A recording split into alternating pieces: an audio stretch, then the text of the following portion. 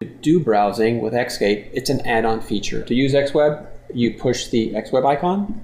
Xscape will ask you if you want to go online, and at that point it should run the browser.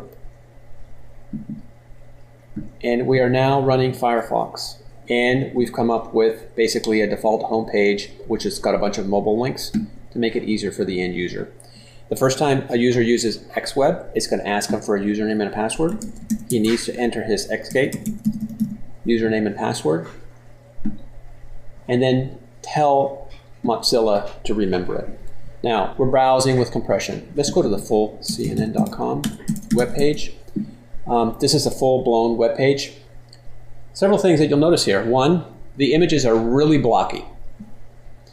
And that's really great, because if you take a look at the image size, you'll notice that that image on that home page is all of 3.5 kilobytes.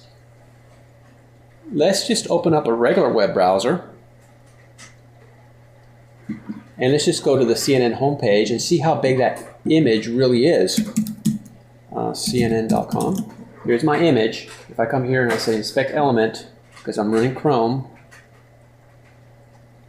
I will see that that image is 49.69 kilobytes.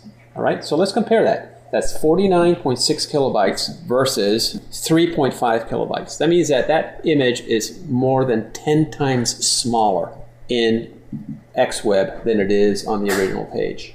You'll also note that there are no ads on the page. The ads have all been removed. So XWeb resamples your images, it removes the ads, and compresses all the text into gzip streams. So for this particular page, we know that we get about a 6x compression ratio, because this is a page that we use a lot. But on average, you will see a 3 to 5x compression ratio for most of the pages that you browse with XWeb. Now, that's going to translate to a huge savings. You notice that the pictures really are quite blocky, but they're still very usable.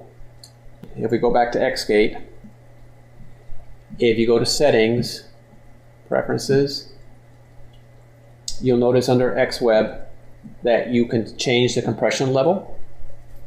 And so if you change the compression level to none or to minimum, then you'll notice that the image quality will be much better, but your overall performance will be a little less. XWeb uses Firefox for its engine. On Windows, it uses Internet Explorer. Of course, there is no Internet Explorer on the Mac, and you can't use it there. So you can use either Internet Explorer or Firefox on Windows, and it's just a standard Firefox. You can just download that from the internet.